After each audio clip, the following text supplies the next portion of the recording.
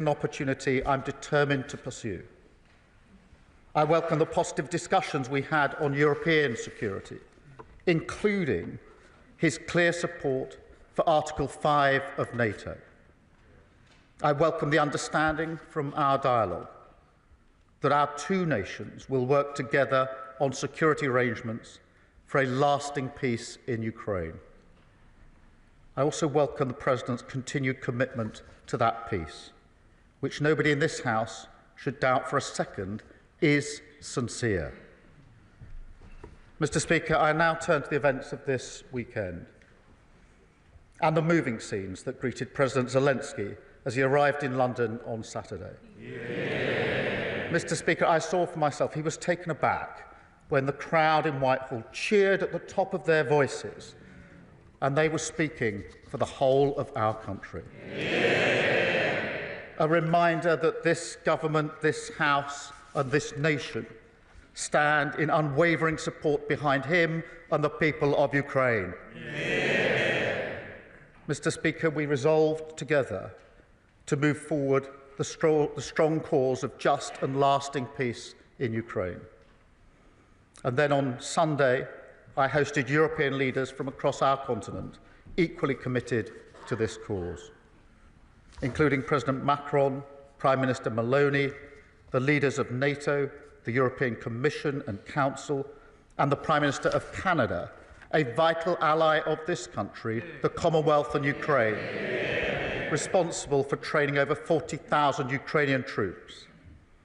I also had the privilege beforehand of speaking online to the leaders of Estonia, Lithuania and Latvia, each of whom, as close as they are to the front line with Russia, stressed the urgency of the moment. And, Mr. Speaker, it was a productive summit. Together we agreed a clear strategy that the United Kingdom, France and our allies will work closely with Ukraine on a plan to stop the fighting, which we will then discuss directly with the United States. It's a plan that has 4 clear principles, which I'll now share in full with the House. First, that we must keep the military aid to Ukraine flowing, keep increasing the economic pressure on Russia, and to that end, alongside our partnership on air defence, we're doubling down on military aid. Already this year, we've taken our support to record levels. But on Saturday, we also agreed a new £2.2 billion loan for Ukraine, backed not by the British taxpayer, but by the profits from frozen Russian assets. Yeah. Second, Mr. Speaker, we agreed that any lasting peace must guarantee the sovereignty and security of Ukraine, and that Ukraine must be at the table when negotiating their future. That is absolutely vital. Yeah. Third, we agreed that in the event of a peace deal, we will continue to boost Ukraine's defences and Ukraine's deterrence. And finally, fourth, we agreed to develop a coalition of the willing, ready to defend a deal in Ukraine and guarantee the peace. Mr. Speaker, after all, the Ukrainian position is completely understandable. For them, the war did not begin 3 years ago. That was merely the latest and most brutal escalation. They have signed agreements with Putin before. They've experienced the nature of his diplomacy and the calibre of his word. We cannot accept a weak deal like Minsk again. Yeah. No, we must proceed with strength, and that does now require urgently a coalition of the willing. Mr. Speaker, we agreed on Sunday that those willing to play a role in this will intensify planning now. And as this House would expect, Britain will play a leading role, with, if necessary, and together with others, boots on the ground and planes in the air. Mr. Speaker, it is right that Europe do the heavy lifting to support peace on our continent. But to succeed, this effort must also have strong US backing. I want to assure this House I take none of this lightly. I've visited British troops in Estonia, and no aspect of my role weighs more heavily than the deployment of British troops in the service of defence and security in Europe. And yet I do feel very strongly that the future of Ukraine is vital for our national security. Russia is a menace in our waters and skies. They've launched cyber attacks on our NHS, assassination attempts in our streets. In this House, we stand by Ukraine because it's the right thing to do. But we also stand by them because it's in our interest to do so. Because if we do not achieve a lasting peace, then the instability and insecurity that has hit the living standards of working people in Britain, that will only get worse. And Putin's appetite for conflict and chaos, that will only grow. So a strong peace, a just peace, a lasting peace, that has now to be our goal. It is vital, it is in our interests, and its pursuit, Britain will lead from the front for the security of our continent, the security of our country, and the security of the British people. We must now win the peace. And I commend this statement to the House. I come to the Leader of the Opposition, Kemi Bedrock. Mr. Speaker, I thank the Prime Minister for advance sight of his statement and also for our conversation earlier today. The United Kingdom is a free, democratic and sovereign country. We recognise that Ukraine is fighting for her survival and fighting to have the same freedom, democracy and sovereignty which all of us here enjoy. That is why both the opposition and the government are fully committed to supporting Ukraine and President Zelensky. I was also glad to see His Majesty the King welcome President Zelensky at Sandringham. As I said at the weekend, President Zelensky is a hero. He is a symbol of the bravery of the Ukrainian people. There are, of course, many areas where the Prime Minister and I disagree, but now is the time for us to discuss where we do agree. I welcome all of his actions this weekend to convene European leaders, as well as the focus on economic security using UK export finance to support British jobs. As the Prime Minister knows, we welcomed the uplift in defence spending to 2.5% of GDP by 2027. We also support the use of foreign aid to achieve this. We welcome a commitment to reach 3% in the years ahead, and we will support him in taking difficult spending decisions, including on welfare. And we will return to the details of how the government will fund this in the near future. But for now, it is right that the Prime Minister is working with allies in Europe and with the United States to bring peace to Ukraine and not a surrender to Russia. As part of this, the Prime Minister has suggested that British troops could be deployed in Ukraine. There are obviously a range of possible options for what such a deployment could look like, and we are keen to work with the government, but we will need details of any such plan. This will be a difficult but significant step. I know many in Parliament and across our country will be interested in what this entails, and I ask him to work with us so there can be effective scrutiny. I also welcome the coalition of the willing to support Ukraine and agree that Europe must do the heavy lifting. So can I ask the Prime Minister to update us on what European and other allies are willing to offer towards this coalition? Can I welcome the use of the proceeds from frozen Russian assets to support Ukraine, and ask the Prime Minister if he has plans to go further and use the frozen assets themselves? Can I ask him for an update on the government's sanctions on Russian-linked individuals and for confirmation that such sanctions would not be lifted in the event of a ceasefire? Can I ask the Prime Minister to update us on the steps he and other allies are taking to ensure that Ukraine is at the negotiating table for any peace plan and what he thinks can be done to heal the rift with Washington? As the Prime Minister referenced in his speech, the Minsk agreements of 2015 failed to stop Russian aggression and ultimately did not return Ukraine's territorial integrity. His second principle is that any lasting peace guarantees the sovereignty of Ukraine. So can I finally ask how the Prime Minister will work to ensure we avoid a repeat of the Minsk agreements and how we can ensure that any peace fully protects Ukrainian sovereignty. At times like these, it is so important that we stand together to defend shared values and the fundamental, basic principle that aggressors should not win. The Prime Minister will have our support to do that and to ensure that we continue to uphold those values all of us in this Parliament hold dear. Prime Minister. Can I thank her for her message and our discussion this morning?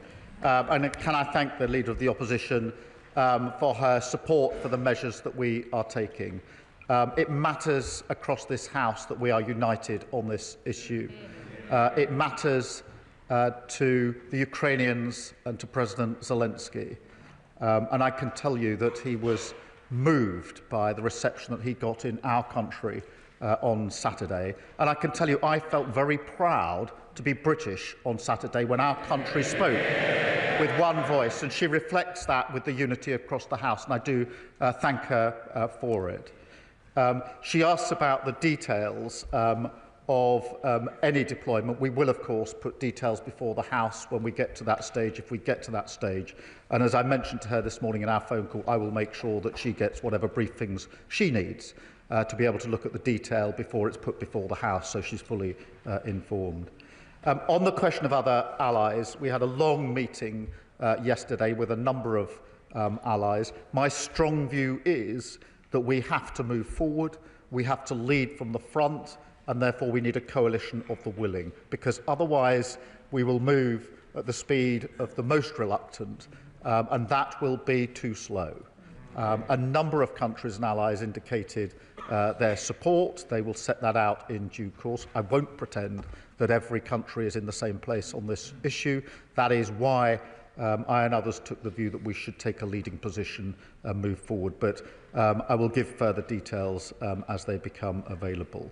On the question of the frozen assets themselves, obviously the proceeds, the profits, are being used in the way that the House understands in accordance with the statement I just made.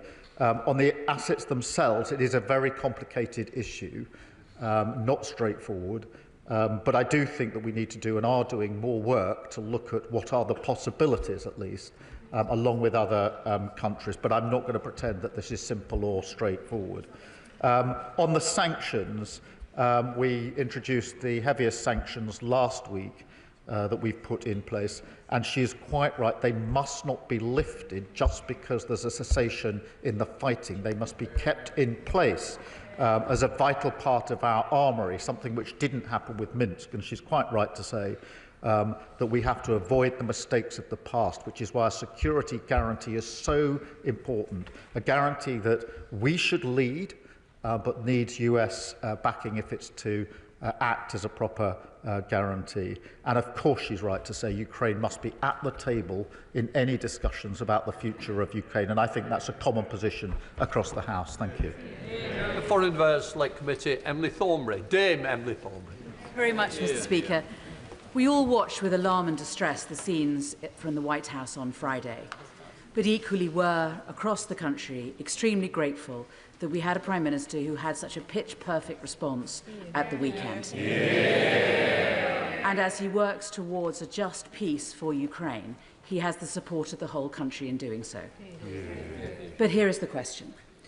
The Prime Minister said on Laura Kuenssberg on Sunday that following the cuts to the aid budget, that he would go through line by line to ensure that the priorities of Ukraine, Sudan and Gaza were all prioritised in a lasting peace. The difficulty is that after refugee costs, admin costs, the department's commitments and things like the World Bank and the UN are taken into account, it's hard to believe that there will be enough left in the budget to provide meaningful humanitarian support in these priority areas. So does the Prime Minister understand the concern of so many that these cuts could in fact, in the long term, hobble the very leadership that the Prime Minister has shown this weekend and that he has finally given the world some hope? Well, I thank her for her question, and it's a very important issue. What I did last week was to announce the biggest sustained increase in defence spending since the Cold War, and the circumstances and the context require it and that decision had to be made, and I was determined that it would be fully funded so the House could see where the money would come from. On the question of overseas aid, I am committed to it. What we will now do is go through line by line the funding and look at our priorities. Of course, Ukraine, Sudan, Gaza are right up there in our priorities.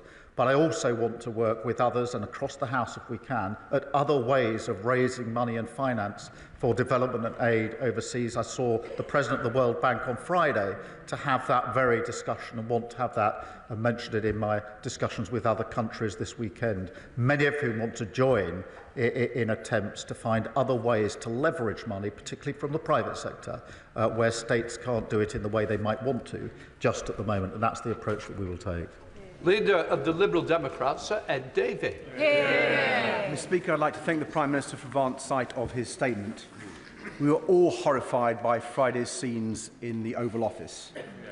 President Trump's attack on the brave and dignified President Zelensky left everyone shocked and appalled, except, it seems, the honourable member for Clacton. Nobody else watching those scenes could fail to understand that we've entered a new era, one where the United States prefers to align itself with tyrants like Putin rather than its democratic partners. On these benches, we've supported the Prime Minister's actions and leadership. Britain leading the world, as we have so many times in the past, bringing together Europe and Canada in London to work towards a just peace that guarantees Ukraine's sovereignty and security. But, Mr. Speaker, we need to reduce our dependency on the United States. Because I say with deep regret, I fear that President Trump is not a reliable ally with respect to Russia.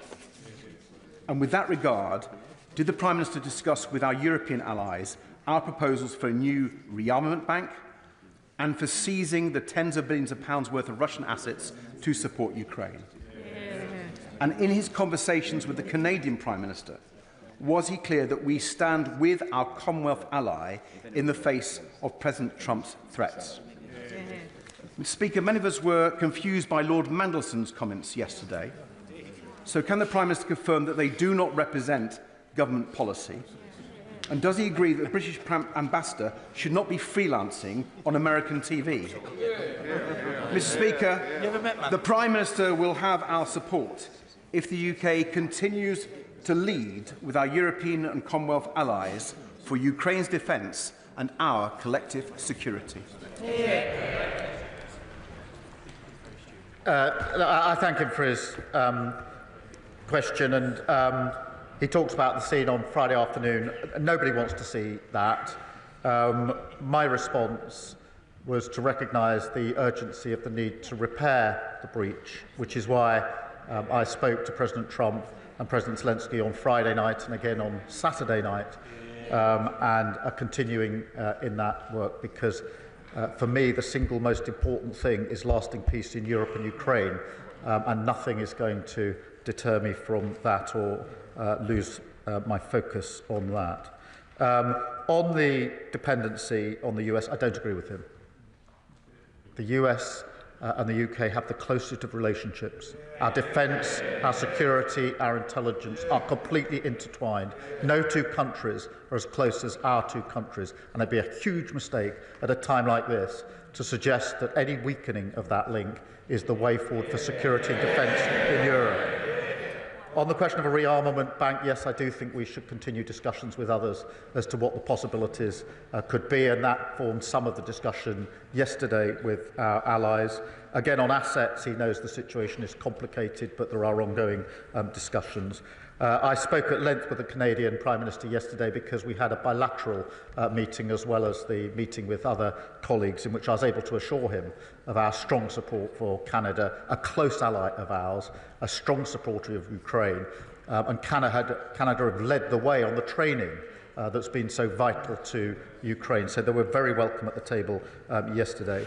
In relation to the ambassador's comments, look, the plan is clear. We're working particularly with the French. I've had extensive conversations with President Macron over the last week, intensively over the weekend, talking to Ukraine as well. Those are going on at the moment, and the intention is to then have discussions with the United States in relation to that plan. So as soon as the details are available, I'll share them with the House, but they are still being worked on at the moment. There's no guarantee of success, but I'm not going to let up until we have done everything we can to ensure peace in Europe and peace for Ukraine. Chair of the Defence-led Committee, Tamarji Singh Desi. Thank you very much, Mr. Speaker. I welcome the Prime Minister's statement and the warmth of his welcome and hugs for President Zelensky and his show of leadership on defence and security matters in our continent as he hosted his Sunday summit of leaders in London. Can the Prime Minister, my right honourable friend, assure the House that in our pursuit for a just, lasting peace, that he will do his level best to convince President Trump to provide security guarantees for Ukraine, and that he will convince those NATO allies not spending 2% on defence to step up to the plate and do much more? Well, on both fronts. Firstly, yes, of course, I'm talking to President Trump about security guarantees. That formed a large part of our discussion on Thursday and our subsequent discussions. I think it is right that Europe does the forward-leaning on this, that we have to do more on security guarantees, but it does need a US backing to those guarantees, and that is the very discussion that I'm having. On the question of spending, I think that across Europe, in this era, we now have to step up on capability, coordination and on spending, and that did form part of our discussions yesterday. James Cleverly.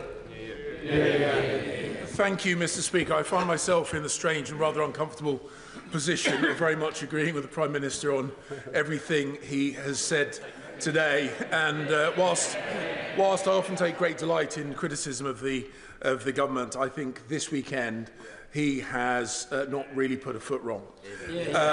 But he does need to go further. The small increase in defence spending that he announced was welcome, but fundamentally we do need a gear shift on this. I would echo the points made by my right honourable friend, the Leader of the Opposition, that when, and it will be when not if, he has to make some really difficult decisions about balancing defence spending against domestic expenditure, that we will not try and play politics, that we will support him, because we need to send a message now to our friends in Ukraine and to potential aggressors around the world that we take our defence, the defence of our values and the defence of our friends seriously. Well, I thank him for the unity across the House, and he's absolutely right. It sends a message to those who want to challenge our values when they see this House united on either Ukraine or on defence spending. And we have to face this era with confidence and with unity across this House wherever we can. I'd invite him. It's been good to have him agreeing with me. We should do this more often. I think so. Thank you, Mr. Speaker. I'd first of all like to thank the Prime Minister for the leadership he showed pulling together all our allies yesterday in London and acknowledging the bravery and sacrifice of the people of Ukraine. I was in Ukraine last week. I met with the Mayor of Kharkiv, a frontline city of 2 million people undergoing daily attacks and blackouts from Russian forces. He told me that they had a power project that had been cancelled at short notice, funded by USAID, generating 11.2 megawatts, which would shore up their energy pipeline. Now, where others have stepped back, will we step forward and support projects like that, either from Russian assets or our own aid budget? Well, the whole power supply is hugely important in Ukraine. Let's face it, power and energy has been weaponised by Putin. That is why he's attacking the power supplies to communities across Ukraine. And of course, we will work with them to ensure they have the security and the power supplies that they need as we go forward. Fellow of the House, Edward Lee. Our enemies should know that our Prime Minister has 100% support from us. I noticed in Moscow they're referring to the small size of the British Army. Perhaps the Prime Minister could remind them of what the Kaiser said in 1914 about the contemptible little British Army. And will he tell the President Putin and other tyrants that our army, the most professional in the world, is quite capable of giving as good as it gets? But to continue the historical illusion, as in 1939, if we do stand up to the mark with the French, it's best to have a security guarantee from the Americans. Well, I thank him for his unity, because that is really important. And I think I speak for the whole House in saying we're very proud of our armed forces in everything that they do. They are at the leading edge. They're playing a key part in Ukraine, and they will continue to play a key part in the security and defence of Europe. Dr. Rosanna Allen-Carr. Oh, thank you very much, Mr. Speaker. Can I congratulate the Prime Minister on bringing European leaders together at the weekend and for setting the record straight with JD Vance on the issue of free speech. President Zelensky is resilient and brave, just like the nation that he represents. And in the second week of the war, when I went to Ukraine with my medical team, we could see firsthand that there was absolutely nothing that the Russians will not do. So can the Prime Minister promise that our support will not waver, and he will continue working closely with our European allies to make sure that we bring about peace in Ukraine? I can give her that assurance. We will not waver. We will work with our allies. Madeira Wilson. Thank you very much, Mr. Speaker. I welcome the Prime Minister's statement and his unequivocal support of the United Kingdom for President Zelensky and Ukraine. But in view of his cuts to the aid budget, but also with the eyes of the world focused on Zelensky, Ukraine and Russia, could he please reassure the House that he will not forget about the Middle East, and in particular the decision by Netanyahu's government to block aid to Israel, and what representations is he making on behalf of the government to reverse that? It's a breach of international law. Well, let me be really clear. The decision to block aid into Gaza is completely wrong and should not be supported in this House. On the contrary, what we need is more aid going into Gaza, desperately needed aid at speed and at volume, and we're making those representations. Cat Smith. Speaker, can I congratulate the Prime Minister on his strong leadership in his response to the fast-moving events of the weekend, and ask whether or not he will recommit to increasing international aid spending to 0.7% when the fiscal circumstances allow? Yes, I do want to restore aid and development funding as soon as fiscal events allow. It's a principle I believe in. I'm proud of what we've done. In the meantime, I want to explore with others what other levers we can have to increase aid and development without necessarily increasing the spend within the government budget. Stephen Flynn. Speaker, there are many issues on which the Prime Minister and I will passionately disagree, but when it comes to the security of Ukraine and support for President Zelensky, we are of course united. And I too would wish to commend the Prime Minister on his announcement yesterday, and indeed his leadership in the summit with our European allies and indeed our Canadian allies too. Unfortunately, this afternoon it's been reported that President Trump is set to meet with American aides to discuss withdrawing military aid to Ukraine. Are these reports something that the Prime Minister recognises, and if so, what impact will that have upon the timetable he and President Macron are currently working to? I haven't seen reports of the US withdrawing support for Ukraine, and as I understand, that is not their position. I thank him for his support on this issue, although I was somewhat concerned that the SNP is continuing its suggestion that now is the time to abandon the nuclear deterrent. If ever there was a time to reaffirm support for the nuclear deterrent, it is now. We mustn't reduce our security and defence. I think it is a completely wrong-headed decision they should reconsider. Derek Chwig. Mr. Speaker, again, the actions of the Prime Minister this week demonstrated why UK leadership in defence and security on Ukraine is crucial. I also agree with the Prime Minister that it's important to strengthen our relationship with the US. But can I ask him, in the coming months, will he consider whether we should be bringing forward a proposal to hit 3% spend before the next election. We need to do what it takes. I set out our position last week, which is 2.5 by 2027 and 3% in the next Parliament as fiscal as fiscal circumstances allow. Andrew Mitchell. Mr. Speaker, the Prime Minister should surely be commended both for the meetings he held in the White House last week and for the effective leadership which he has shown over the weekend. Will he bear in mind, as he seeks to forge this coalition of the willing with urgency and vigour, that the GDP of Russia is some $2 trillion. The GDP of the 6 European members of NATO, most committed, is more than 7 times that, at $15 trillion. And that should surely add to the effectiveness of the deterrent and the work that he's now doing with European allies. I thank him for raising this point. And we mustn't lose sight of the fact that the Russian economy is being damaged by the measures that we are collectively taking, particularly on sanctions.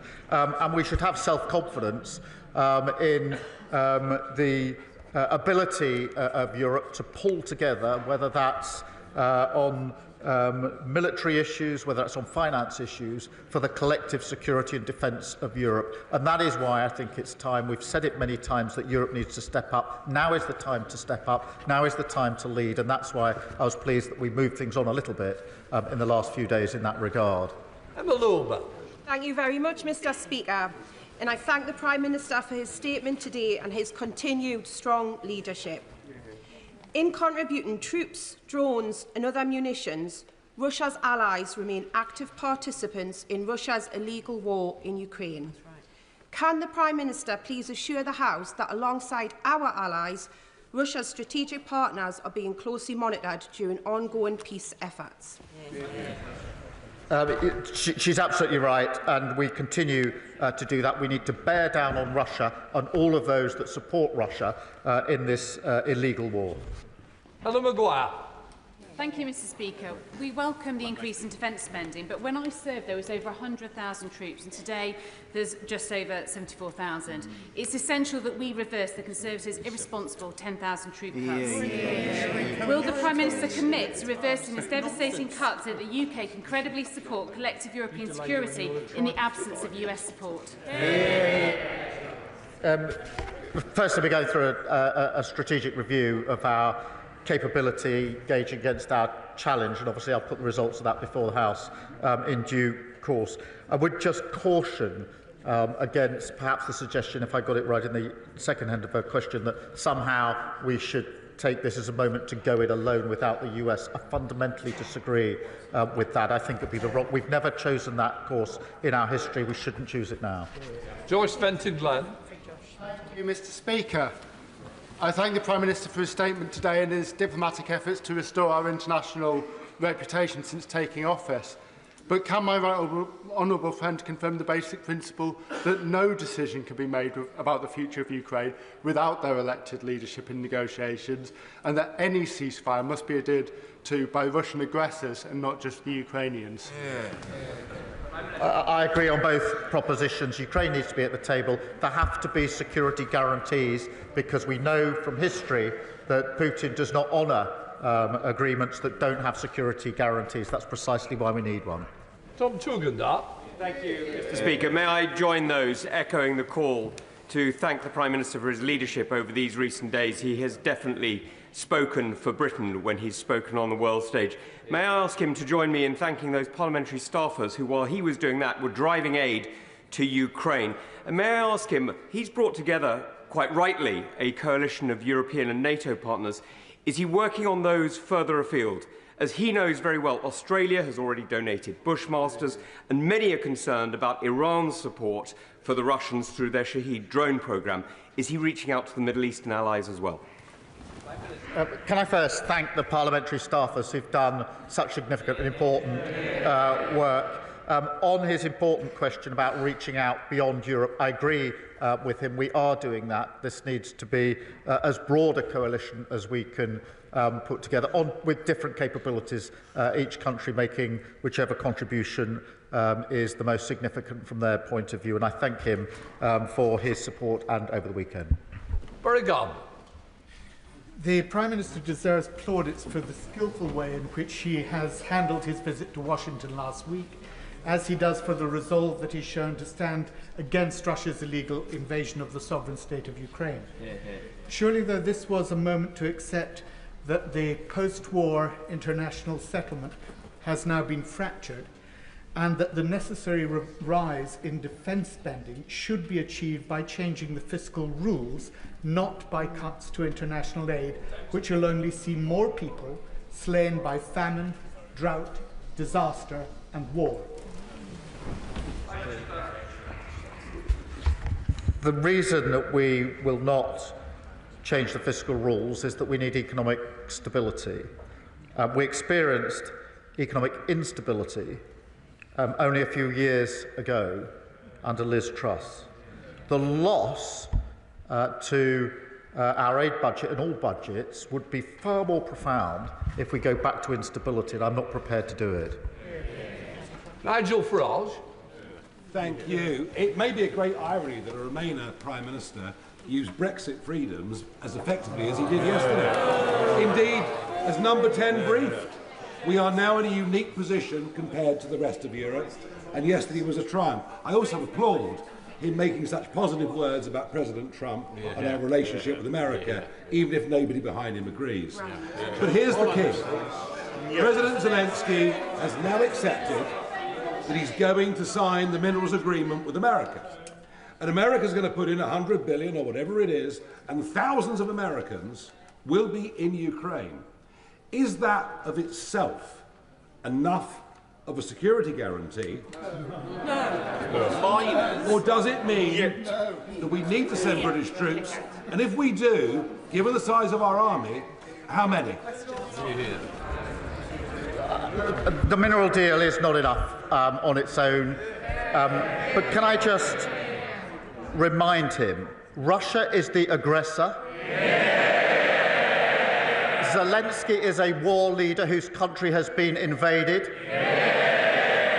And we should all be supporting him and not fawning over Putin. Joanna Baxter. Thank you, Mr. Speaker. I welcome the Prime Minister's statement and can I congratulate him on the excellent leadership he's shown on the international stage. Does my right honourable friend agree with me that for any lasting peace to be achieved in Ukraine, Russia must return the 19,546 children that they have stolen from Ukraine? Well, I thank her for raising this issue because this is absolutely crucial. It's a moral outrage that these children have been taken, and of course we must ensure their safe return, and that has to be part of any discussion, but she's quite right to raise it. We should do so more often. Sir Roger Gale. Mr. Speaker, the Leader of the Opposition has quite rightly and properly shown her support for the Prime Minister's position, and I hope that he'll take comfort from the fact that he has the support of at least these backbenches as well. Mr. Speaker, those of us who have had, in my case, through the Council of Europe, dealings with the Russians, know only too well that this administration, Putin's administration, cannot be trusted. And that security guarantees, therefore, are absolutely vital if we are to succeed in a peace agreement and not a surrender. A surrender would lead to the inevitable further extent of activities in Georgia and Moldova, and then possibly in the Baltic states as well. Is that not right? I agree with him completely. We know Putin's ambitions. We know that he's not a man to keep his word. We absolutely have to guard against those risks, which is why security guarantees have to go in relation to any deal that must be done. And we must be vigilant on all fronts in relation to Putin, because, as we know from our history, instability in Europe inevitably washes up on our shores. This is about our national security just as much as it's about the sovereignty of Ukraine. Oliver Ryan. Thank you, Mr. Speaker. Can I praise in the strongest possible terms the Prime Minister's strong and pitch-perfect leadership, particularly when it's come to the defence budget increase, and his statesmanship through this difficult time. He's spoken for the nation and indeed been the leader of the free world this past few days. While this negotiation is ongoing and Ukraine is still being bombarded, will he make sure that our partnership with Ukraine goes deeper, that they still get the drones, the planes, the arms that they need to make sure they can stay at the table while he's making his deal? He makes a very good point, which is peace through strength. It is vitally important that Ukraine's put in the strongest possible position to fight on if necessary. There may not be a deal, or to be in the strongest position to negotiate if there are negotiations. On both fronts, we mustn't let up. On the contrary, we should double down and provide more support. Sammy Wilson. Speaker, on behalf of my party, can I also congratulate the Prime Minister on the work that he has done this week, both in America and here in the United Kingdom. He has made a commitment to putting support to Ukraine for defend any peace agreement. But given the state of our armed forces and the overstretched nature of those forces, how sure is he that he can deliver on that commitment? And does he not agree that there needs to be a continued role for America in the defence of democracy against terrorising tyrants? Well, I thank you for his question and for his support. I do have confidence that we have the necessary capability. I don't take these considerations lightly. He's absolutely right that we should do this in conjunction with the US, working in the way that we have for many decades now, that has ensured peace here and in Europe. We should continue to work in that way. Muraz, Mr. Speaker. I'd like to thank the Prime Minister's careful and considerate leadership this weekend. Does he agree with me that Putin will feast on Western division, and the only people smiling on Saturday were people in Moscow, Tehran and Tbilisi, and that at this delicate moment it is vitally important that every corner of this House continues to show the united front that the country expects and the House has shown over the last 3 years? I agree with him. Putin does feast on division, and when I was leader of the opposition, amongst the reasons I supported the then government was because Putin would have been the only winner if there was division in this House, and that's why I commend the leader of the opposition, the party opposite, for continuing that unity, because it demonstrates to Putin that we're a united House on this issue. Sir Bernard. Thank you, Mr. Speaker. Can I just point out that President J.D. Vance seems to be in favour of free speech, but not free nations. And isn't don't we also have to point out what others are saying is there is no history of Vladimir Putin proving a trustworthy treaty maker, and that there can be no security, there is no path to a peace in Ukraine that is secure without the engagement of the Americans, the failure of their support risking a wider war in Europe that would inevitably draw them in. Can we quietly and diplomatically keep making those points to the White House so that we have a chance of peace in our continent? Well, he's quite right. The history is that Putin is untrustworthy. That is why the Ukrainians are so concerned that there should be a security guarantee in relation to any deal. They've been here before. They've seen the credibility of his word. They know he's untrustworthy. That is why they're so concerned. We share their concern. We're working with them. He's quite right that we need the US to be working alongside us and with us in the way we have done for decades to ensure the security and defence of Europe. And I will continue to ensure I can do everything I can to ensure that that arrangement that has proved so successful, the alliance that is NATO, the most successful, important alliance we've ever had, continues and goes from strength to strength. Calvin Bailey. Thank you, Mr. Speaker. The Prime Minister has our gratitude for steering a very difficult path over recent days, and I welcome his statement earlier. Defence is a vehicle for social mobility, career security and opportunity for our young people, as it has been for me, and defence has deep historical links with Londoners, the Gunners, Hammers and Leyton Orients. But many Londoners are not actively engaged by defence at present.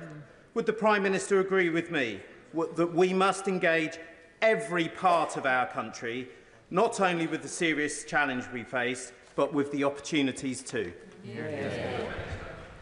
I do think this needs to be a whole-nation approach, including young people. This morning, we had a number of small businesses in the defence sector with apprentices, with young people, who explained to me why they wanted to work in the defence sector, and that was not only the secure, well-paid, skilled job that they would get, but also the pride that they would feel in working in defence and security of their country. Leila Mral. Following that question before me, actually the opportunities are not just for defence, they're also for the NHS. I went in January, in the week of Trump's inauguration, cross-party to visit Ukraine so that we could offer our support. And while there, I had the privilege of meeting veterans, many of whom had lost limbs, had world-leading prosthetics. And the fact is the Ukrainians are now world-leading in these matters. So the 100-year partnership exists. What are we doing in the UK so that we can supercharge not just defence but also rehabilitation, which helps us, not just them? Can I thank her for raising this? When I went to Kyiv just the other week, there were many moving aspects, but one was the NHS, or some of our NHS workers, in a burns unit hospital in Kyiv, where I met some that had returned from the front line with the most appalling burns. Very difficult to see and watch and look at, and including civilians who'd got caught up in blasts. And I, for one, was very proud that we had NHS workers there with the workers, the health workers in Ukraine, working together to do the very best they could for those in that burns unit. And that's a small example of what she speaks of. Richard Bergen. Thank you, Mr. Speaker, and I very much welcome the growing push from numerous countries for a peace deal between Russia and Ukraine, and that must be a just peace. Too many lives have already been lost following Putin's illegal and brutal invasion. But I am alarmed by the issue of deploying British troops on the ground in Ukraine and British military planes in the skies over Ukraine, because there's no getting away from the fact that would risk our country coming into a direct military conflict with a nuclear-armed Russia, and the consequences for millions of people in our country and across Europe of such war and nuclear conflict really don't bear thinking about. So given the enormity of such a decision, will the Prime Minister commit to ensuring a vote in the House of Commons before any such deployment, in keeping with the important principles of our parliamentary democracy? The risk to our country is if we do not fight for the peace. My position on sustained deployment of our troops is that this House would, of course, want to discuss that and vote on that, but we're nowhere near that stage at the moment. Sir Julian Lewis. Thank you, Mr. Speaker. The Prime Minister's very capable defence ministerial team will have told him that even were he to be able to accelerate investment and expenditure on defence more rapidly than has already been outlined, there would be a considerable time lag, given the complexity of modern equipment, before industrial output could be ramped up. So when he talks about, as he did, intensifying planning, will he include the creation of a defence industrial expansion unit in the machinery that is setting up now, so that as resources become available, the output of military equipment can be at the fastest possible rate? I thank him for his question. We already have a unit working on rapid deployment and procurement in relation to Ukraine, and of course that and other aspects need to be ramped up. Rosie White. Speaker, the Prime Minister has shown an unwavering commitment to Ukraine this weekend, and I stand with him in that. Will the Prime Minister reiterate this government's support for Ukraine's sovereignty and our commitment to work with our allies both in the US and Europe so that we are in the best position possible to work towards a lasting peace? Well, I thank her for her question, and I agree with the sentiment. We will work with our allies and with the US towards the security and defence of Europe. Dame Harriet Bowen. Thank you, Mr. Speaker, and can I thank the Prime Minister for his statement, but also for the hard yards that he is putting in at the moment for our national security. May I suggest another angle that the House would appreciate an update on, and that is last year the Treasury Committee did an inquiry into Russian sanctions. We received evidence that Russian hydrocarbons are still ending up in the UK. So could he explore the idea of improving our national security by making sure that the oil and gas that we consume in this country comes predominantly from this country? She's right, and our energy independence is hugely important, and I think the last 3 years have shown that we're far too exposed.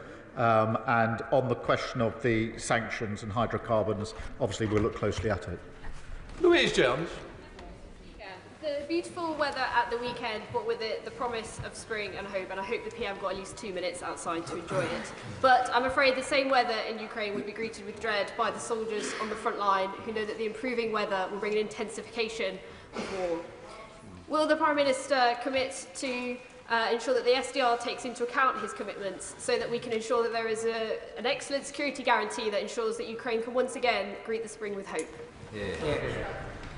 Well, she's right about the impact of the weather on the conflict in Ukraine. I have to say I'm always struck by the resilience of the Ukrainians, both on the front line but within their civilian population. After 3 years of long conflict, their resilience is humbling.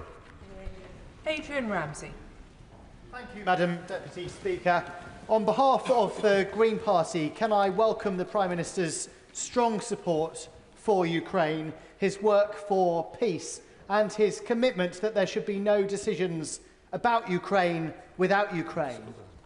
But given the scenes that we saw in the Oval Office on Friday, which people across the country will be aghast at, given the bullying tactics of President Trump and the fact that Trump clearly views this as a business opportunity, how will the Prime Minister ensure that the interests of Ukraine remain front and centre of the peace deals?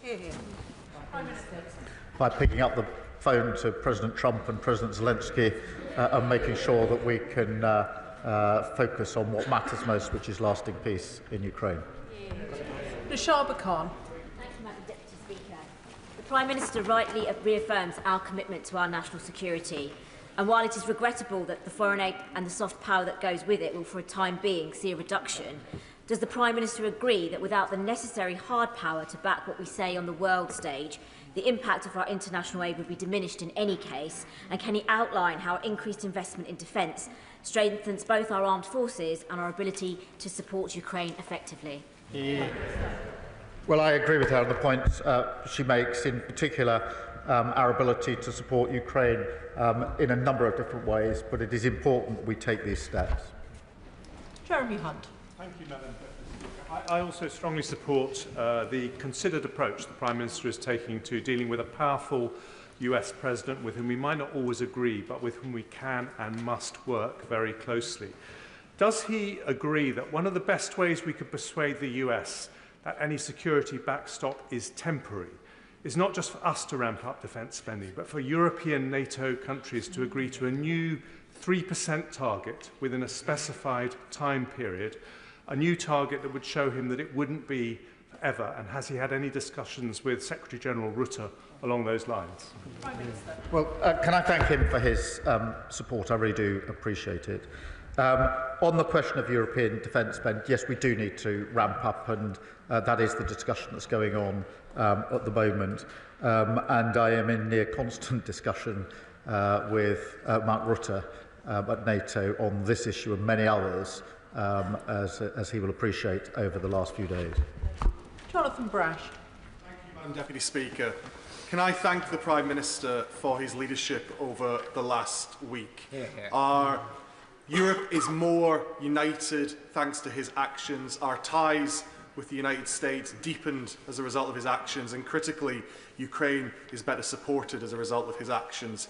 Our nation walks taller this week thanks to what the Prime Minister has done in the last week. Does he agree with me that as part of our ramping up of defence spending, we have to look at defence procurement so that if our brave men and women do find themselves on the ground in Ukraine, they have the equipment and the support they need to do their job? We do have to ramp up and improve our procurement because we have to ensure that as we increase defence spending, we get absolute value for money and we get the best capability for the money that we are spending, and that means being much, much clearer and tighter on our procurement. Alistair Carmichael. Thank you, Madam Deputy Speaker. 3 years ago, the sale of Chelsea Football Club realised £2.5 billion, which was to be used for the benefit of Ukraine. But today, that money remains frozen. And as Lyra Nightingale of Redress was saying this morning, there is a total lack of transparency about who has it and when it is going to be released. So can the Prime Minister tell the House when that money will be released for the purpose that it was intended, the people of Ukraine? Well, the whole issue of assets and frozen assets is something that is on the one hand complicated, but I agree with the sentiment across the House that it's time to look at what options might be available. I don't think we should do that on our own. I think that needs to be done in conjunction with other countries, but it is fiendishly complicated, which is why it hasn't been done so far. Gordon McKee. Thank you. Not for a long time has a British Prime Minister been so important on the world stage, and the Prime Minister rightly deserves the support of the whole House for that. Now, to protect our security, we've got to make use of our incredible technology, but often government procurement doesn't work for rapidly growing start-ups. So can the Prime Minister tell me, will the Defence Industrial Review look at how we improve procurement so that we can make our technological advantage count? Yes, we will. And today we announced a new unit and targets for small and medium enterprises, and I was very pleased to be able to welcome some of them to Downing Street earlier on today. Andrew Murison. Madam Deputy Speaker, I have the honour and privilege of representing a very large number of servicemen and servicewomen and their families, and they will be looking at this very anxiously indeed. Whilst they always stand ready to do their duty, would the Prime Minister agree with me that it would be utter folly if the United Kingdom or France or Norway or Canada sent their sons and daughters into harm's way without all necessary security guarantees from the United States? I do agree with him, and that's why I'm working so hard on security guarantees that are worthy of the name. That is forward-leaning European element, but with a US backstop, US backing, which is vital if it's to act as a guarantee. And of course, that's uppermost in my mind. Gregor Poynton. Madam Deputy Speaker, I'd like to thank the Prime Minister for his statement and the leadership he's showing at this moment of uncertainty. I think the quality of the contributions from right across the House today is on this Parliament and this country rising to meet the moment. That's why it was so disappointing, but perhaps not surprising, the Westminster leader of the SNP chose this weekend to make such juvenile and childish statements. Does he agree with me that the SNP's leader's juvenile post on social media, or his party's fundamentally unserious approach to our nuclear defence and deterrent, shows that SNP cannot be trusted on the serious matter of the nation's defence? Look, I mean, different people will respond in different ways. Some will take to the keyboard as warriors. I picked up the phone to world leaders to try and resolve the situation. Liz Saville-Roberts. And working together with our European partners is essential for security, stability and peace. Plaid Cymru commends diplomatic initiatives over the weekend. Boosting defence spending shouldn't be at the expense of international aid or public services starved of resources. The Prime Minister talked of Tory fiscal failures. but protecting peace now calls for a bolder vision. Under what circumstances would he commit to look again at the fiscal rules to ensure that the UK can responsibly invest in defence, humanitarian commitments and public services?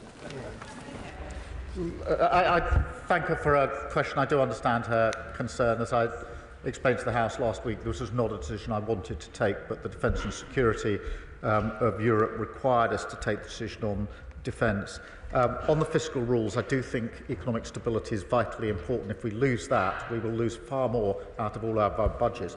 But I would and will work across the House on whatever ways we can to increase development aid, notwithstanding the budgetary constraints, and that's why I spoke to the President of the World Bank on Friday to have that very discussion. I think there's discussions to be had with other countries, with other institutions, and actually innovation and discussion across the House, I think, would be a valuable part of that exercise, because the principle behind her question is the right one, which is that we must support international development and aid. Tulip Siddiq. Madam Deputy Speaker, my constituency of Hampstead and Highgate has welcomed hundreds of Ukrainian refugees into their community, and I'd like to pass on their thanks to the Prime Minister for the strong leadership that he's shown over the last few weeks. The majority of these Ukrainians want to go back to their houses when it's safe to do so in their country, but a small minority of young Ukrainian refugees have approached me to say that they've laid down roots here, built careers here and started relationships here, but have no route to settled status. So could I ask the Prime Minister what consideration he's given to the lives of these young Ukrainians who want to make London their permanent home? Well, firstly, can I, as my neighbour MP, I remember together we saw some of the first Ukrainian refugees to arrive into, I think, her constituency at the very early days. And obviously we need to take this step by step, dealing with the conflict that it is. Many will want to return, some may not, but we're not, unfortunately, at the happy place where those that want to return can return, and that's got to be the first priority. Sir Ian Duncan-Smith. Deputy Speaker, can I obviously, like my right honourable friend and many others, congratulate the Prime Minister on his decision-making over the last few days and keeping his calm when others were losing theirs. Most importantly, I think he followed the simple principle that when the UK and the USA are together, the world is a safer place, and those who cry for it to be split are mad. It's as simple as that. Can I also say to him, when he's talking to the American President, could he possibly just raise as a nudge why Ukraine is important on a wider scale? We know now that as part of the deal with North Korea, the Russians have been handing subsea ballistic missile technology, very advanced, to the North Koreans. That will bring the whole of the United States within the target area for missiles. Reminding him that might say this is important. And finally, I simply say to him on this one point. The coalition of the willing, no matter how big it is or how powerful, cannot succeed if Russia's demand for the complete demilitarization of the Ukrainian forces exists. They must be allowed to stand with their arms in case this breaks down again. Well, on both, I mean, on the North Korean element, this is a significant development, and it expands the threat and the risk, and we all need to see it in those terms. On the question of Ukraine's sovereignty and security of Ukraine has to be at the heart of that, and part of sovereignty is deciding for yourself what your defence capability is, and we mustn't lose sight of that, because security guarantee is not just what the Europeans or the US do, it also Ukraine's ability to defend herself as a sovereign country. She should be able to do so. Bill Esterson. Madam Deputy Speaker, the Prime Minister was right to say in his statement that economic security is national security. The same is true of energy security, as we see in the way the Clean Power Plan is set up. So can I encourage my right honourable friend to use the success we have in this country in developing alternative energy technology to support Ukraine in giving it energy and national security, while we do the same here? Energy security in Ukraine is hugely important. It's being attacked every day, and that is why it's so vitally important that we help Ukraine defend its own energy arrangements, but also work to a lasting peace which allows them to prosper and thrive in the way that we all want in Ukraine. Vicky Slade.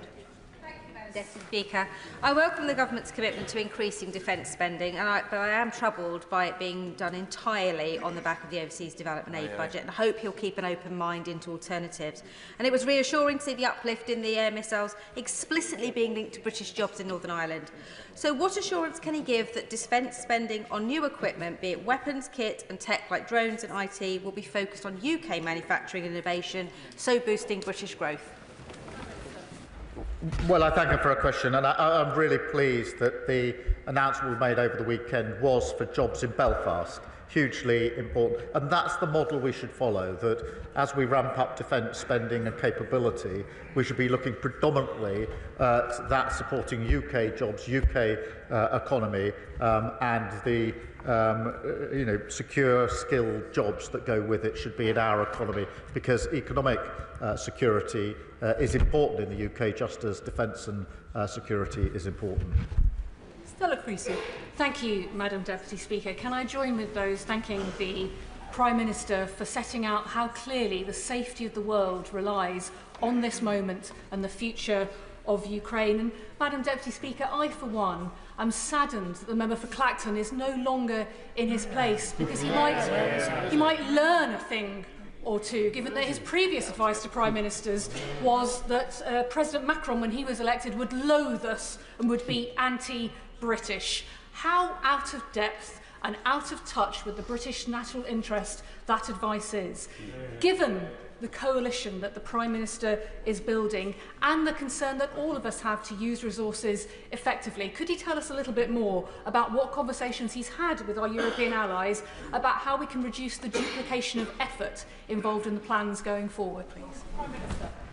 Well, I thank her for a question. I do think it's important we work with our European allies, whether that's ramping up spending or capability, but the point she makes about coordination is also important. We have to learn the lessons of the last 3 years. Many European allies and others have provided capability to Ukraine, but it hasn't been coordinated enough. And our collective security and defence, to my mind, requires that we coordinate our efforts much more closely as well. Sir John Whittingdale. Thank you, Madam Deputy Speaker. Does the Prime Minister share my concern and sadness that any settlement appears to involve acceptance of the Russian occupation of parts of the sovereign territory of Ukraine?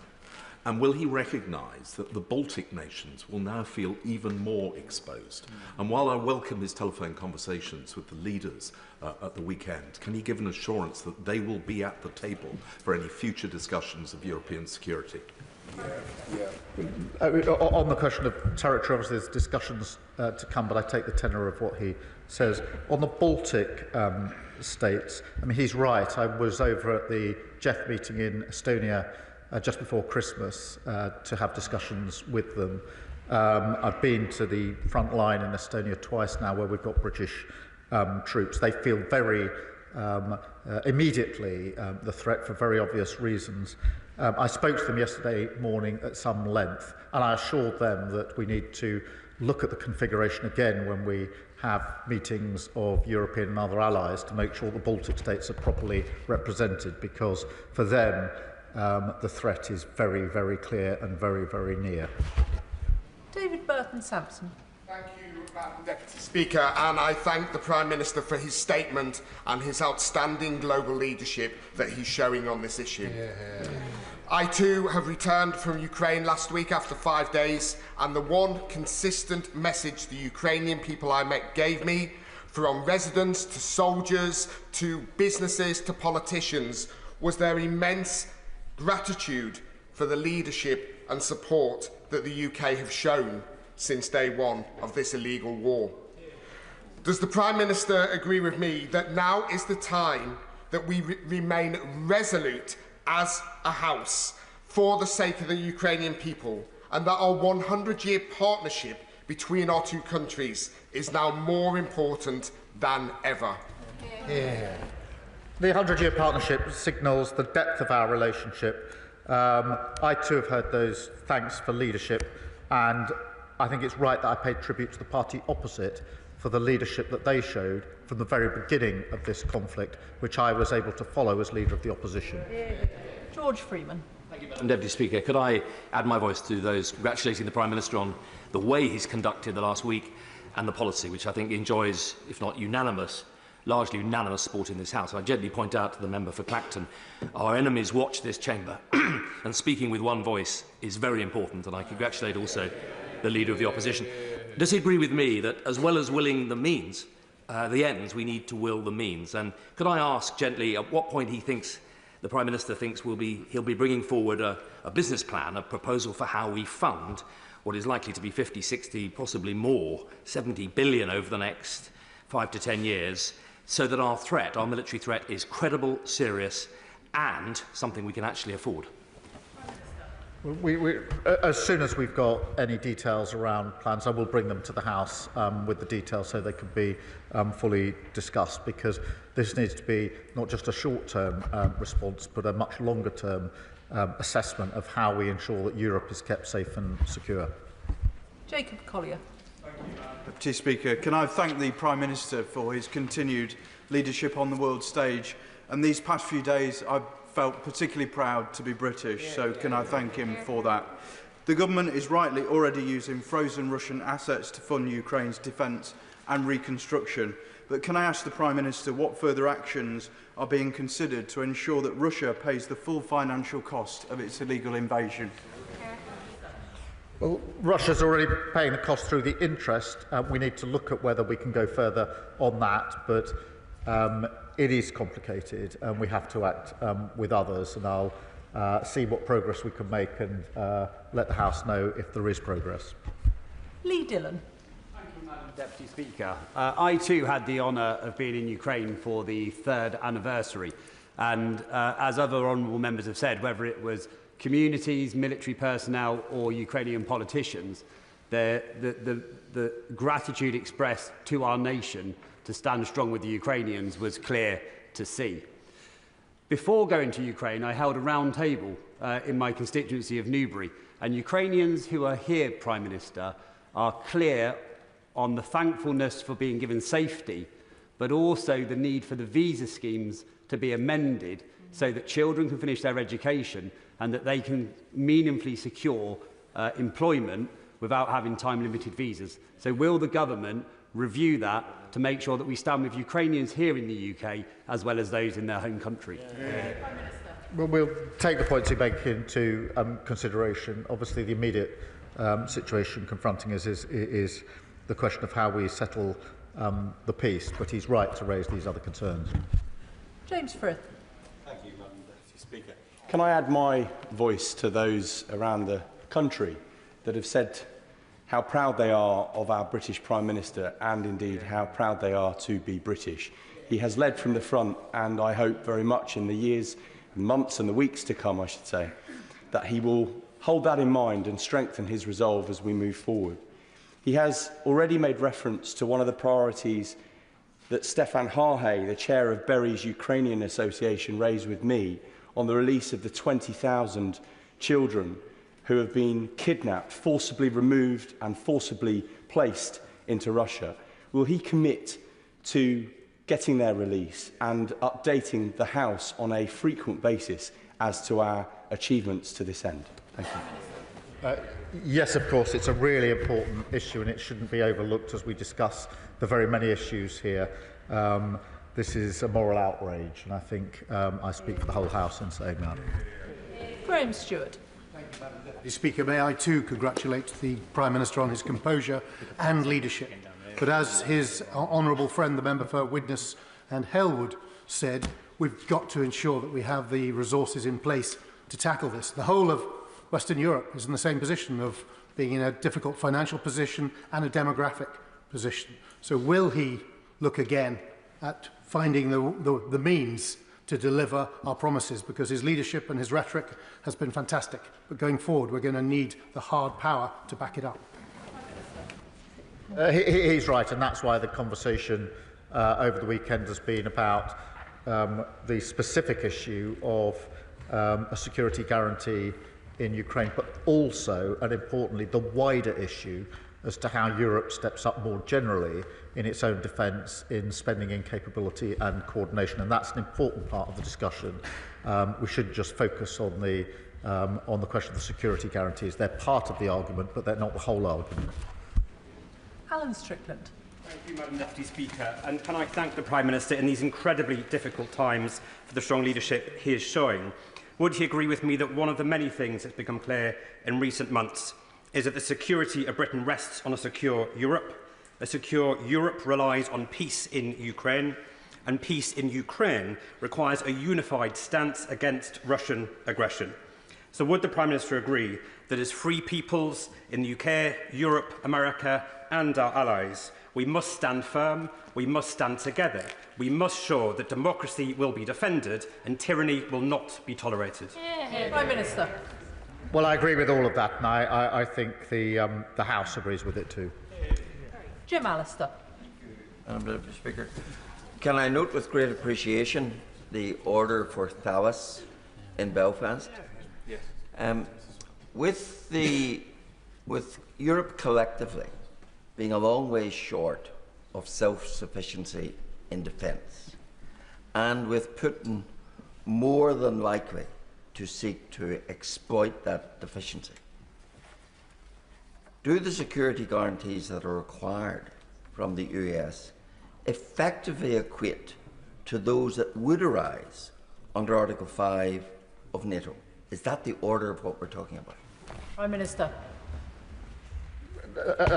Look, NATO membership is a form of guarantee. Article 5 is a form of guarantee. I think there are different ways in which the guarantee can be put in place. But what is important is that they are effective and that those in Europe that are leading on this do it in conjunction with the US so that Putin knows the severe risk that he takes if he breaches any deal that may be arrived at. Nadia Whittam. Thank you, Madam Deputy Speaker.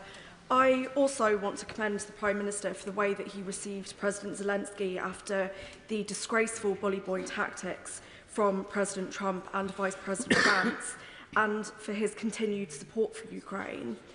As the Ukraine Solidarity Campaign highlighted, increased military spending overall is not necessarily the same as increased military aid to Ukraine. Can the Prime Minister set out how much of this increased military spending will specifically be used to re-equip Ukraine? And is he not concerned that cutting the international aid budget risks both increasing global instability and undermining support for Ukraine, both here at home and internationally? Prime Minister.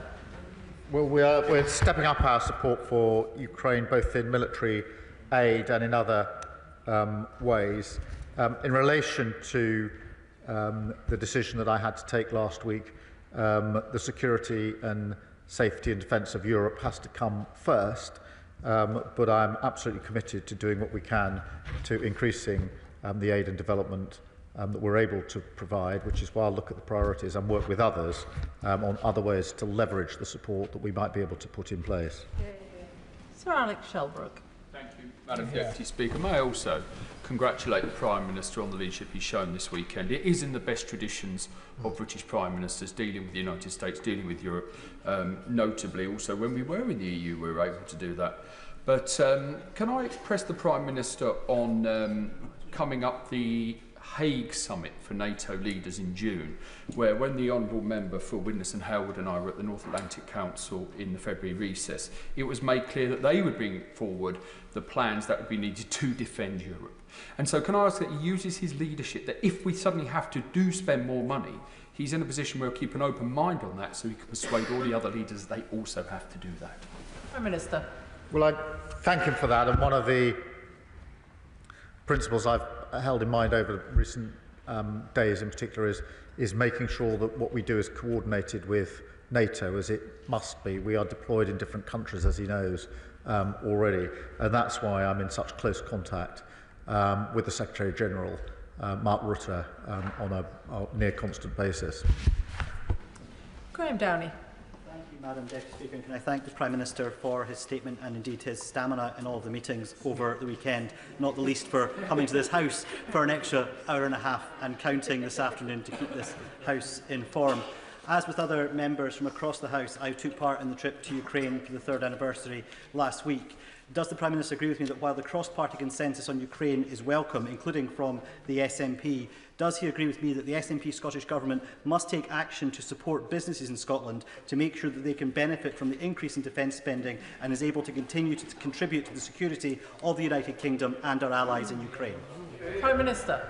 Well, I agree with that principle. I do think that the increase in defence spending is a duty but also an opportunity across the United Kingdom for good, well-paid, skilled jobs in many businesses.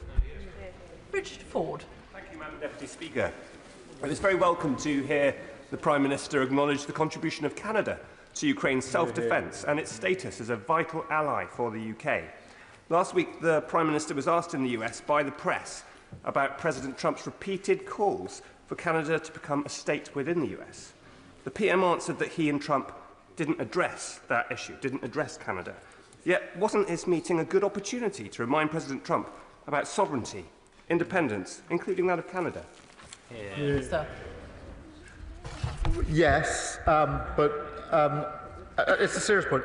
In the time we had available, I was most anxious to discuss the question of security guarantees, and that's why I devoted the vast amount of time I had there. But on the question of Canada, I think we should be absolutely clear. Canada is a vital ally to the United Kingdom, to the Commonwealth, and has played a leading part in relation to Ukraine, not least on the vital training that they have provided. And we should be very proud of what the Canadians have done.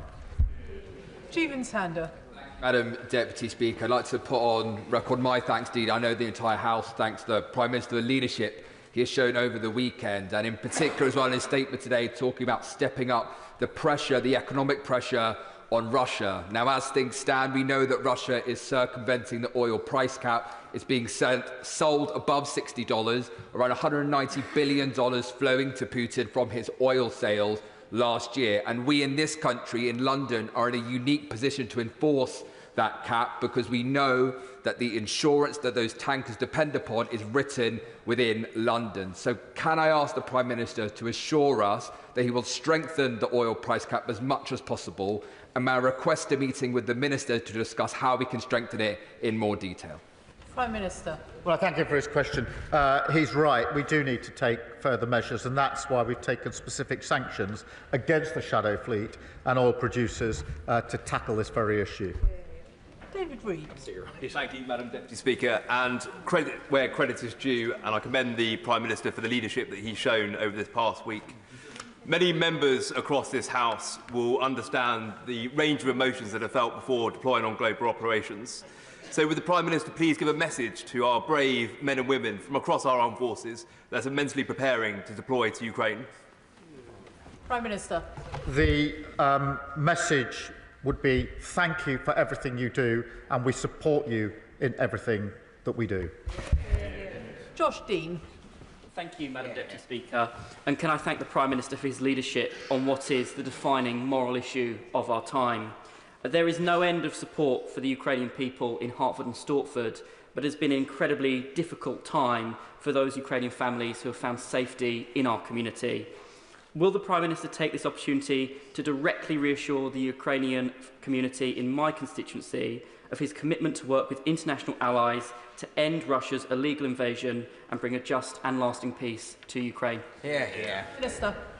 Yes, I will, and I know that the Ukrainian communities here in the United Kingdom are extremely anxious, particularly so in the last few days, and speaking myself to some of them, particularly those that have come from areas that are occupied by Russia. They're extremely concerned about the ongoing situation.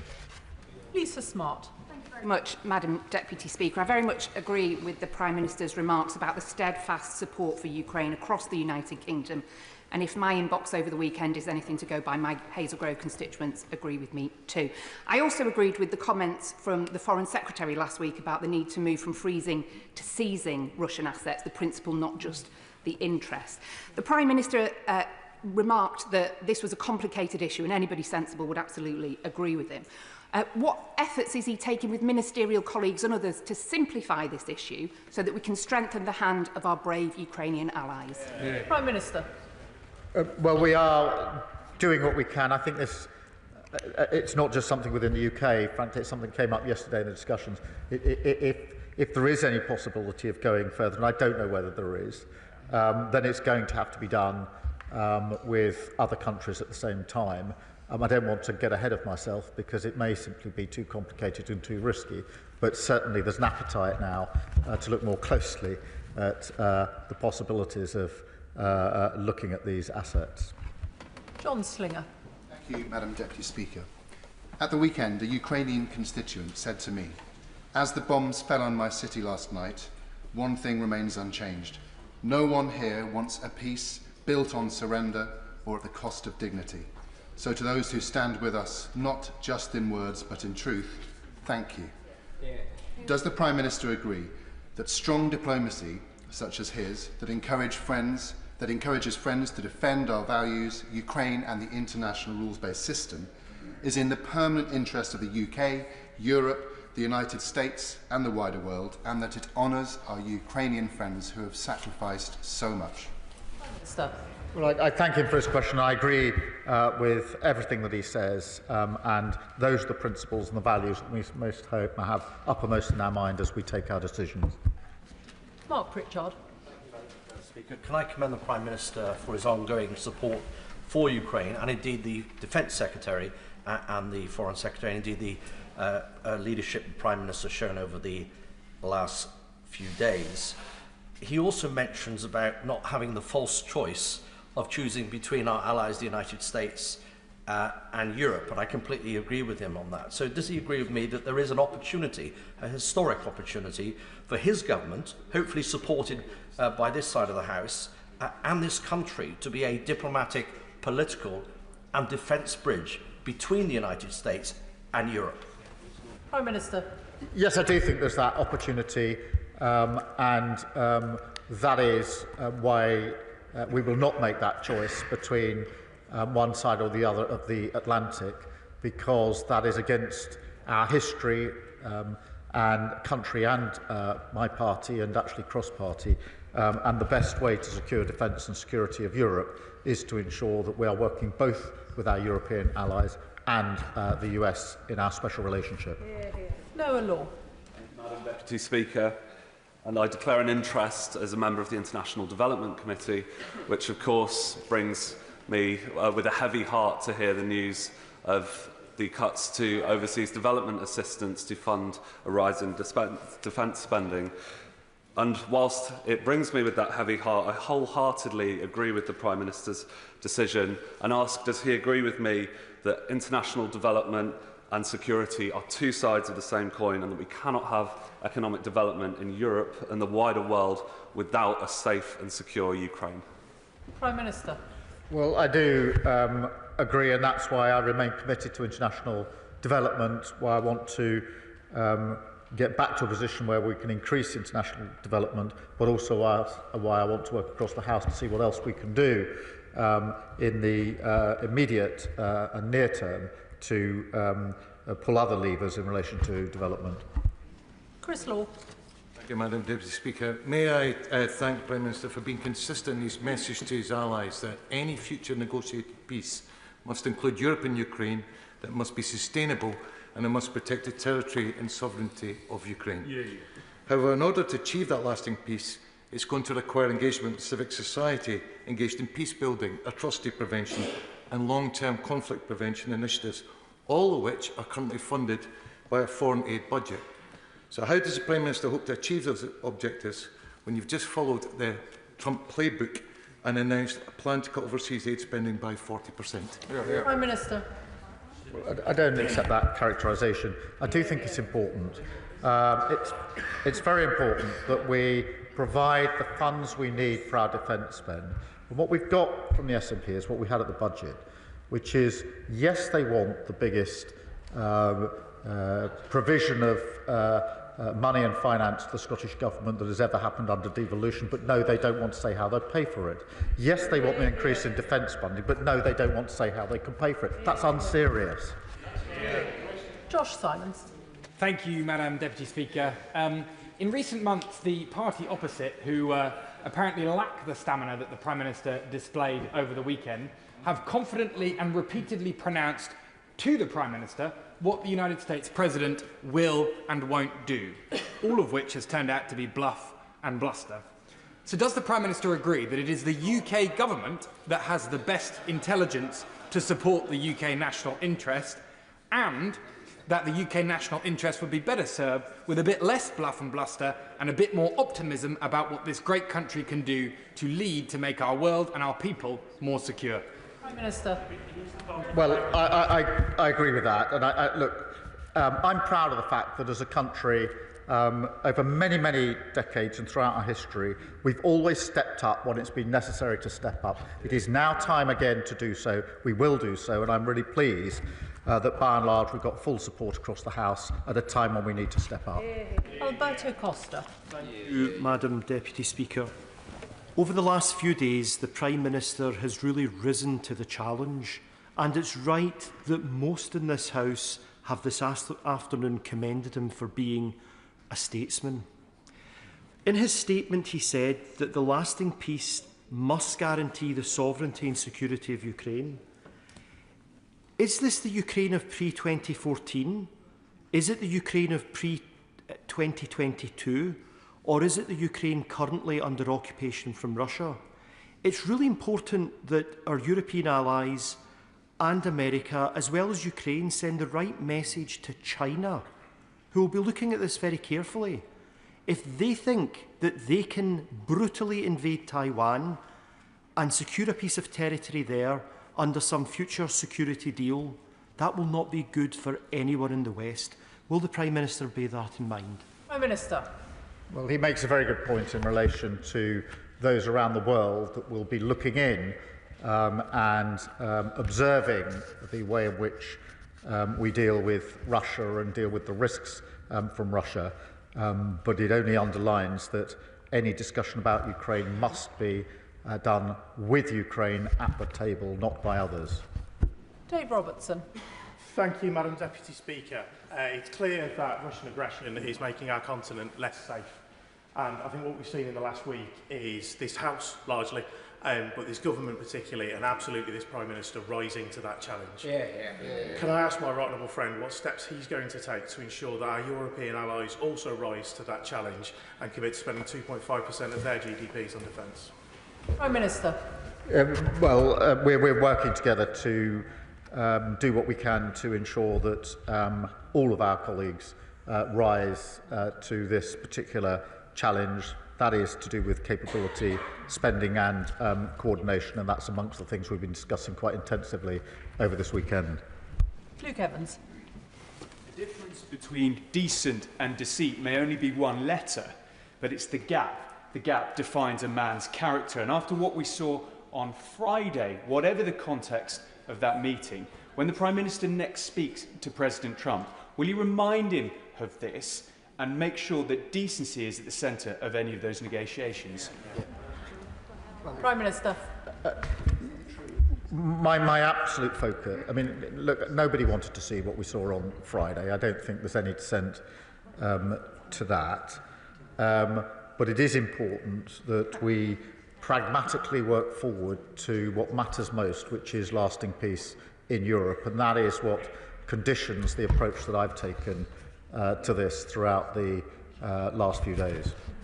Andrew Lewin.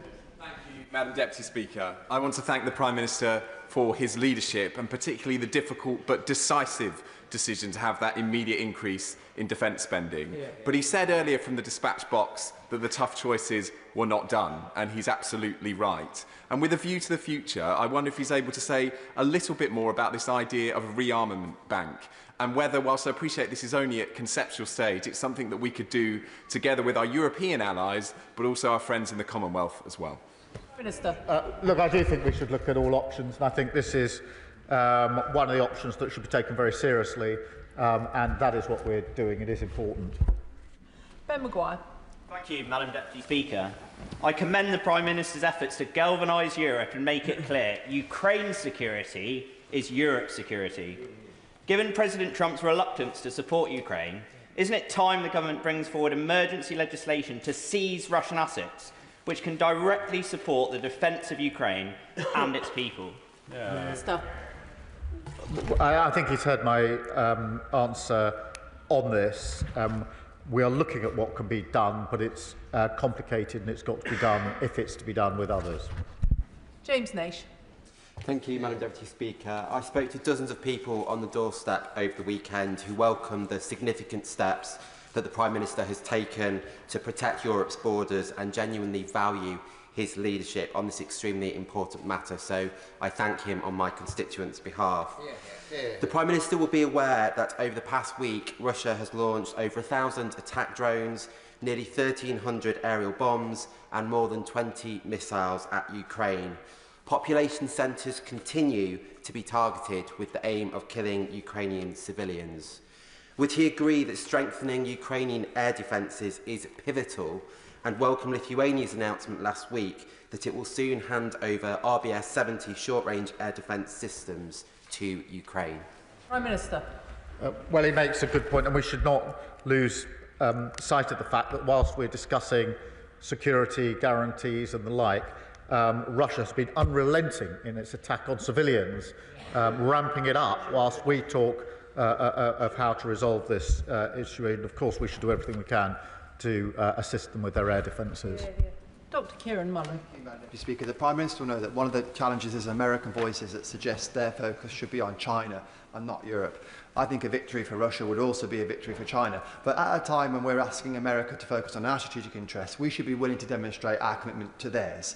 So in that regard, could he reconfirm his commitment to AUKUS and update the House on progress in that regard? Prime Minister. Well, let me recommit to AUKUS and our strong support for AUKUS, and the point he makes is absolutely right, that China is watching very carefully what is happening in Russia, and we should always bear that in mind. Mark Sewards. Thank you, Madam Deputy Speaker. It's clear that through his actions over the last few days, and indeed the questions that have been asked across the House today, that the Prime Minister has restored Britain's place on the world stage. As a patriot, I thank him for that. It's also clear just how hard he's working to ensure that there is a sustainable and lasting peace in Ukraine. Now, I still find myself speaking to individuals, and I believe they are a minority, who question why we are still sending money to Ukraine. Why isn't this money being spent on Britain? Please can the Prime Minister say what he would tell them, why it's in Britain's direct national interest to ensure Ukraine wins this peace from a position of strength? Prime Minister. Well, he makes a very good point. It is in our national interest because insecurity and conflict in Europe always washes up on our shore. It has already done that. The cost of living crisis is far worse because of the conflict in Ukraine. Oil prices, energy prices have gone through the roof in the last few years because of the conflict in Ukraine. Working people in Britain are already paying the price, and there'll be an even bigger price if we do not have a sustained and lasting peace in Ukraine. This is about Ukraine's sovereignty, of course it is, but it is also about the safety and security of Europe and the safety and security of our country. That's why it's in our national interest for us to take the steps that we're taking. Neil Shastri-Hurst. Thank you very much, Madam Deputy Speaker, and may I join others in commending the Prime Minister for his diplomatic leadership over the last few days. Can the Prime Minister set out what steps he is taking to discourage third nations from providing hardware that the Russian military can then use to prosecute their illegal war? Prime Minister. He makes a very good point, and we're doing everything we can and bearing down on those third parties that are providing support in whatever form to Russia, and will continue to do so. Clive Jones. Madam Deputy Speaker, I commend the Prime Minister's efforts in making sure that Europe continues to support the defence of Ukraine. The United States, however, have changed the conversation on Ukraine by appearing to put Russia first. The United States Defence Secretary now claims Russia is not a significant cybersecurity threat to the US anymore. Elon Musk is publicly calling for the US to leave NATO, and the US Vice President is an effective mouthpiece for Vladimir Putin in the Oval Office. Considering all of this, does the Prime Minister think that ourselves and our European and our Commonwealth allies can keep President Trump on board until a fair settlement for all of the people of Ukraine is achieved? I've had extensive discussions with President Trump, and I believe him to be completely sincere in his desire for lasting peace in Ukraine. He's sincere about that, he's right about that, and that's why we will work with him to do everything we can to bring about that lasting peace. Bradley Thomas. Thank you, Madam Deputy Speaker. I too would like to commend the Prime Minister for his international leadership in promoting a long-lasting and durable peace in Ukraine. I'm pleased that the Prime Minister has reconfirmed the government's commitment to ensuring that sanctions on Russia are not lifted in the event of a ceasefire. But all of us know that there's a vehement determination on the part of Putin to protect his regime and Russian interests.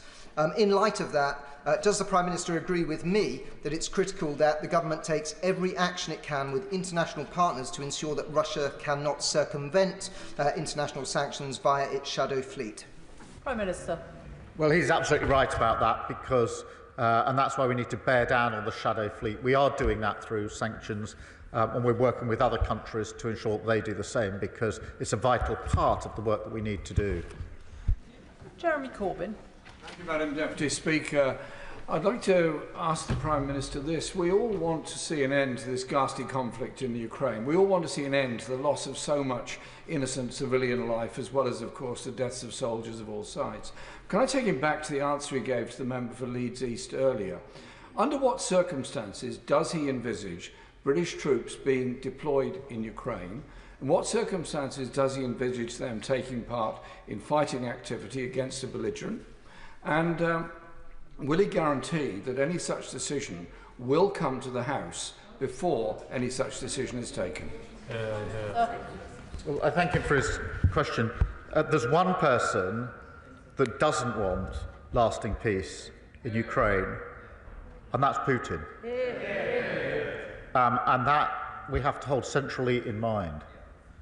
And that is why we need security guarantees in place, because Putin's ambitions show that if there is a deal, he won't keep it unless the security guarantees in place. So the guarantees are the guarantees, not of conflict, but of peace, which is, I think, what everybody in this House wants, including the Right Honourable Member. Of course, it's right that this House should have details and discussion of any security guarantees and the right to express its view, and I'll ensure that that happens. Nick Timothy. Thank you, Madam Deputy Speaker. Earlier, the Prime Minister said Russia is a menace in our waters and in our skies, and this is obviously correct. Can he tell us which individual minister has overall responsibility for the security of our offshore infrastructure, such as wind farms in the North Sea? And given the vital importance of military tech and hardware, will he join me in condemning the idiotic divestment campaigns that seek to undermine our domestic defence manufacturing industries? Prime Minister. The security of our infrastructure, wherever it is, but including underwater, is the responsibility of the whole government. But most of all, it is my responsibility as Prime Minister to ensure the safety and security of our country and the threats to our country. They come in many forms, and I take that responsibility extremely seriously. Chris Coughlin. Thank you, Madam Deputy Speaker. US security guarantees for any peace agreement in Ukraine are, of course, highly desirable, but given that the US Defence Secretary appeared to explicitly rule them out, we must, of course, consider other scenarios, and they should not be a showstopper. With that in mind, European NATO GDP alone is 10 times the size of Russia, yet Russia spends $40 billion more annually on the war in Ukraine than Ukraine and her Western allies. So does the Prime Minister agree with me that if we were to close and exceed that gap today, perhaps by seizing the $300 billion in frozen Russian assets to do it, Ukraine would have a credible path to victory and a just peace? Minister. On the question of security guarantees, it is important that the US and the UK teams are working together on this, and I take comfort from that and concentrate on that. I don't think that's highly desirable. I think it's essential. and that we should be putting everything into ensuring that that's the way that we move forward. On the question of the assets, he's heard my answer. I understand why he asks it, but it is a complicated question. Ben Obsijekti. Thank you, Madam Deputy Speaker. I too thank the Prime Minister for his support to President Zelensky yesterday, following the circus that was his meeting with President Trump and Vice President Vance in the Oval Office. But following the Prime Minister's discussions with President Trump last Thursday, can the Prime Minister provide assurance regarding the ongoing presence in this country of the USAFE at current levels, and give reassurance that the US's £500 million DIO investment in the European Infrastructure Consolidations Project's new Joint Intelligence Analysis Complex, RAF Molesworth, also the home of the NATO Intelligence Fusion Centre, will not be put in jeopardy given the change in European posture of the new US administration? Prime Minister. I'm absolutely clear that President Trump and I want to strengthen the relationship between our countries. We've spoken openly about it. We are very close on defence and security. We both know that, and we both want to strengthen that alliance, and that is a good thing for both the United States and the United Kingdom. Robin Swan. Thank you very much, Madam Deputy Speaker, and can I thank the Prime Minister for his leadership over the weekend. In a statement, he talks about UK jobs, UK skills, UK finance pulling together for our national interest. So I can also welcome the announcement of the £1.6 billion investment in Thales and Belfast in regards to the procurement of those 5,000 air defence missiles, which will defend Ukraine, but will also defend our democracy. But while that investment in our private sector is welcome, can I just ask the Prime Minister also to remember to invest in our armed forces personnel, who we currently will require and who currently we need and want to support, as we ask them to step forward into a very challenging time as well. And while there may be those making comment around the quantity, can the Prime Minister also remind others listening and watching that it's the quality of our armed forces that count? Prime Minister. Well, he's absolutely right about the quality of our armed forces, and we're all very proud of what they do in the vital defence of our country. And I'm very pleased that we've been able to progress with the deal in Belfast, so those jobs, well-paid jobs, will be there in Belfast, and of course the jobs in the supply chains that will then feed in to that contract. James McCleary. Madam Deputy Speaker, and can I add my own congratulations to the Prime Minister on this weekend's successful summit. It was refreshing to see a British Prime Minister not only standing alongside our allies but working constructively with them and putting us at the heart of Europe where we belong. So can the Prime Minister tell me how he intends to maintain the positive momentum from this weekend and ensure that Britain's voice is heard loud and clear, particularly in the European Union, as they continue their own internal discussions on how to support Ukraine and counter the threat from Russia? Minister. I thank you. We will continue our discussions with our European allies. They have meetings this week. There are further follow-on meetings planned coming out of yesterday. But obviously, as he will understand, between those meetings, we're in constant touch with each other about how we take forward the plans that we're working on. John Cooper. Thank you, Madam Deputy Speaker.